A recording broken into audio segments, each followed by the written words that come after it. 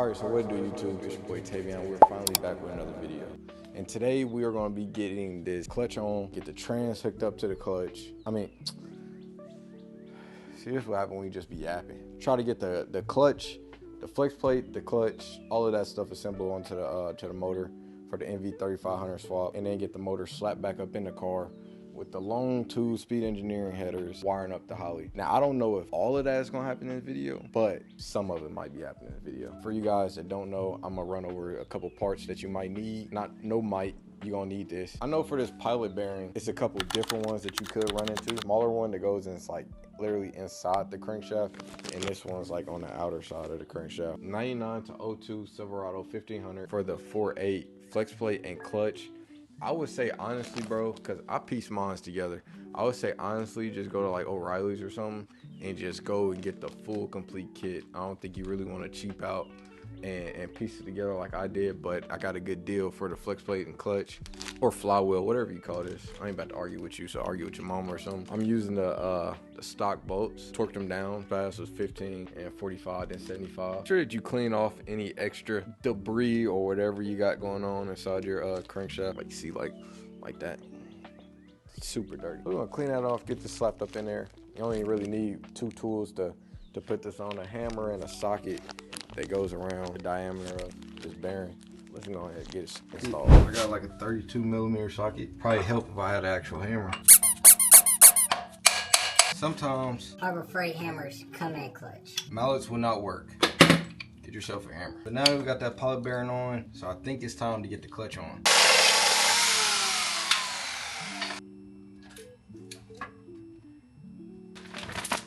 So it has dowel pins on both sides, and they're like crooked, like outwards a little bit. So I had to drill the hole out for this dowel pin out a little bit. All right, so we finally got the clutch all torqued down. I don't know if I explained it to you guys, but you torque actual clutch assembly to 30 foot-pounds and a flywheel. I torqued it down to 25 foot-pounds, then 50, and then ended it off on 68. But it says 68 to 75. I just did 68 because I didn't want to, I think I did 70. No, I torqued down to 70. So we got that all assembled correctly, I hope. You see this goes in. And now, time to get the slave cylinder all prepped and ready, and the master cylinder. So this is the part number for the master cylinder I went with. This is the stock one. And this is the slave right here. Part number for the slave. And I use for the quick bleeder, it's Tick Performance. This is the part number. I went out and got, it was pretty difficult to figure out, but well, it wasn't that difficult. I just didn't know that to take this off, because it comes with this on in this spot. I didn't know that this unscrewed, so. So I got this. I was gonna make my own speed bleeder, but it came with a fitting already. I just put that in there, so I'm just going to return that one. And then this is the part number to convert this side, the actual hydraulic line, clutch line, into AN. I'm going with 3 AN. I do not know. Let me know in the comments if that will affect anything. The speed bleeder is 3 AN as well, but I don't know if it needs to be 4 AN or what, but I'm going with 3 AN. From online, when I looked at it, it said that the factory line was 36 inches, but when I took this line out, not gonna lie, it looks pretty small if you ask me. So I don't know. I'm gonna look it up again and make sure, and probably just hold off till tomorrow to actually get everything assembled. I also have to clean this out because it's all crusty and dirty from probably like oil or whatever. Convert this over, and all you do is punch that little pin out, and the kit for the master cylinder comes with a little pin right here. So then, pretty much straightforward. Let me see if I can get one here. You just pretty much put it in like this and pop straight down. Probably want to put oil on it so it doesn't, you don't pinch that line or anything. And then you would take that little pin right there and put it straight through. And that would make this, you won't have to use the factory lines or anything like that. You have a whole stainless steel line, a little bit fancier, but What if she does? She works at Rose. Would you agree that much? No. I think not fired. I mean, I fired. Or the one. Right here. Next to the people that do. See, when your girl get to acting crazy, You gotta put her ass to work. see me, I'm an alpha male. I lays down the pipe. I don't take it. What?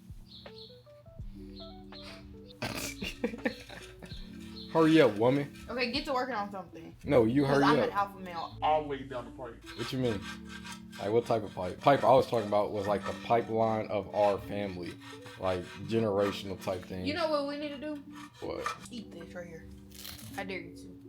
Like, what'd I get out of it, though? Nothing. Just eat this. You probably would too. Oh, man.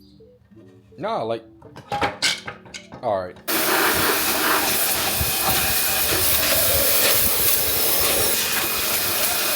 Now we got that bit all cleaned out. Now we can finally install this. I really don't know what to even torque this stuff down to. I don't even think these are the right two bolts either. This is a speed bleeder right here.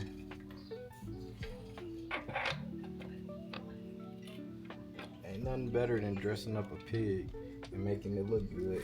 The part I'm gonna be scared about is if this line is gonna be long enough or not. Cause if this line ain't gonna be long enough, I'm gonna have to pull this whole transmission back out. I might sell the car if I gotta do that. I ain't gonna lie. You think that'd be valid? Just do it.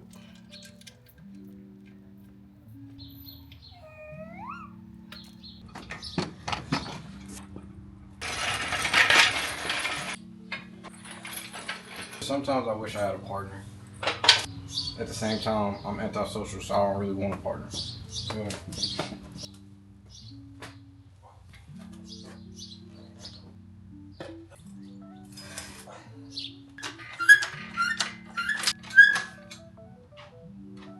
I'm using Dirty Dingo mounts, so nobody's gonna tell me that I had the motor mount on the wrong side. I got a direction DEP on the other side. I wouldn't use the ICT billet mounts with the stock clamshells. I tried it and even tried to shave it off a little bit. These seem like the only mounts that really work. You kind of got to have it pushed all the way forward so everything can sit right. I seen on pages about the speed engineering headers that they revised or whatever. You might have to put the headers on first before you put it in the car because it just might be easier. I never done that before for real, but we're gonna see how they fit. I'll try one without in the car and then one outside the car just so I can see and let y'all know how they really fit. You know what I'm saying? But sometimes some people be capping or they just don't know what they doing. You feel me? I know they said you gotta have the motor all the way forward first. And if this is your first time ever putting these on, I wouldn't put it on all the way yet. Just a little bit so you can sit. You still got room to adjust it if you have to.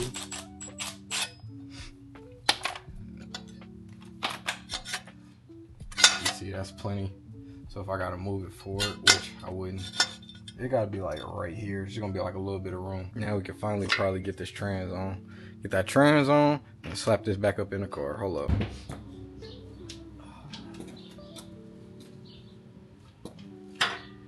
Nah.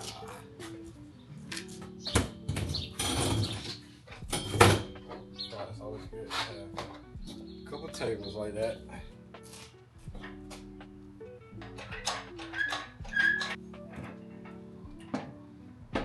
It's a dowel pin. The issue I'm running into. It's a dowel on this side and this side. So I probably gotta knock this one out or something. And we're just gonna walk these bolts in.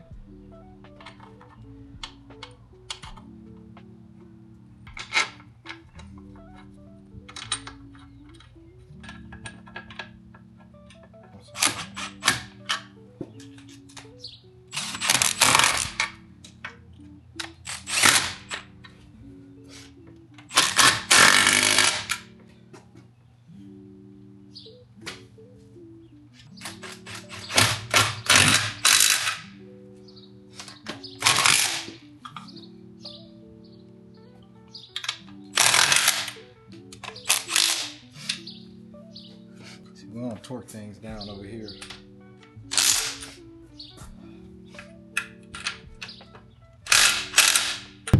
Boom. Voila. 5-speed, meet LS, meet OBS truck. Let's do it. Boy, if these lines are not the correct, if this line is not the correct size, bro, that is gonna irritate me, boy. I might have to get an adapter to another adapter, because I'm not taking this trans back apart if all of that is not correct. And see, this is the result of not knowing that your motor mounts are on backwards.